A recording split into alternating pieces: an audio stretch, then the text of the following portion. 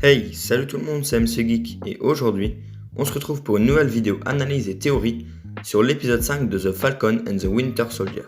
Bien évidemment, je vais spoiler l'épisode, donc partez si vous ne l'avez pas encore vu.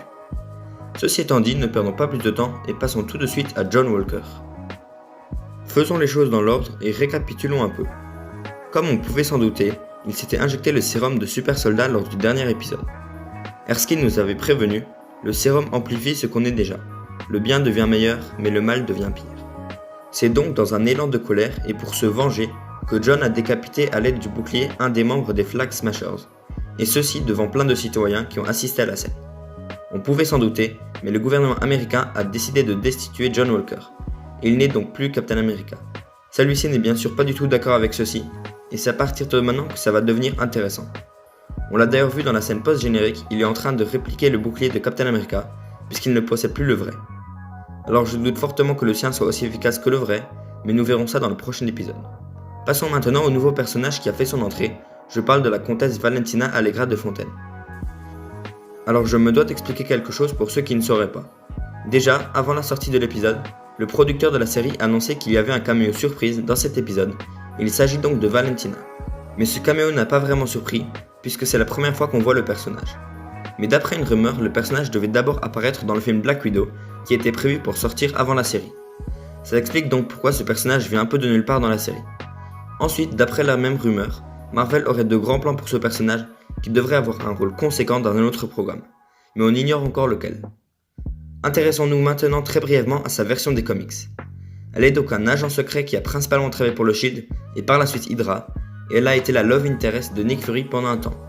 Elle a également été entraînée dans une agence secrète russe, ce qui peut faire le lien avec son apparition dans le film Black Widow. Maintenant, j'ai 3 idées quant à son rôle dans le MCU. Première idée, c'est elle Power Broker. Alors honnêtement, c'est la théorie que je préfère le moins.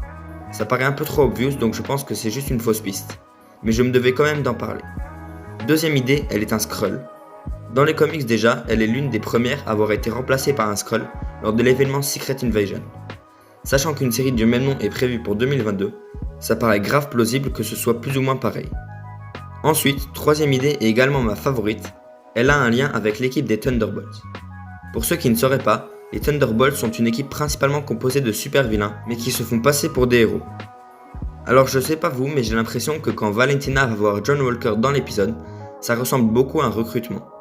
Je m'imagine donc bien que dans le MCU, elle soit la fondatrice de l'équipe. A la base, je m'imaginais plutôt le général Ross avoir ce rôle, puisqu'il est également un membre important de l'équipe dans les comics en tant que Red Hulk. Mais il n'est pas impossible que Valentina travaille avec lui, donc tous les deux pourront faire partie de l'équipe. Ensuite, à nouveau dans les comics, Zemo est également un membre important de l'équipe. Et dans l'épisode, après que les Dora Milaje l'aient récupéré, il est comme par hasard envoyé au Raft, prison dirigée par le général Ross.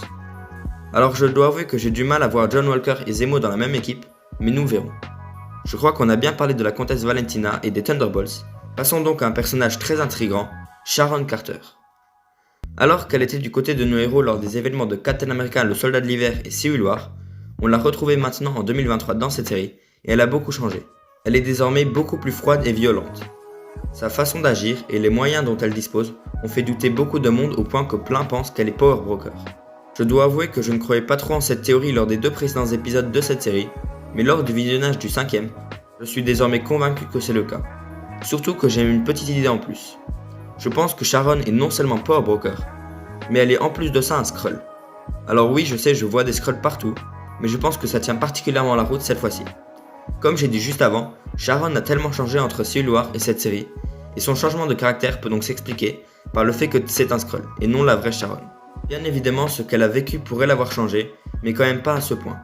Ce n'est donc pas un gentil Skrull qui l'a remplacé, mais plutôt un des méchants qui prévoit la Secret Invasion. Ce n'est donc pas vraiment Sharon qui est Power Broker, mais plutôt le Skrull qui a pris son apparence. Je suppose d'ailleurs que quand il apparaît en tant que Power Broker, il a encore une autre apparence que Sharon, puisque personne ne semble l'avoir reconnu dans l'épisode 3. Le Skrull s'intéresse d'ailleurs au sérum de super soldats, peut-être parce qu'il veut augmenter la puissance de son armée, et donc créer des super Skrulls. Malheureusement, ce ne sera pas ce qui va les créer, puisque les Flag Smashers les ont tous volés, et ils ont ensuite été détruits par Zemo. Sharon, alias le Skrull, alias Power Broker, voulait donc la mort de Carly et des autres, et c'est pour ça qu'elle l'appelle Batroc dans le dernier épisode. On le voit à la fin faire équipe avec les Flag Smashers, mais je pense qu'il va les trahir dans le prochain épisode et essayer de les tuer sous les ordres donc de Sharon. Voilà, c'est déjà tout pour aujourd'hui. J'espère que la vidéo vous a plu. Si c'est le cas, je vous invite à mettre un like, vous abonner et à activer la cloche. Vendredi, nous aurons le dernier épisode de la série, et donc préparez-vous à avoir une bonne vidéo théorique quelques jours après sa sortie.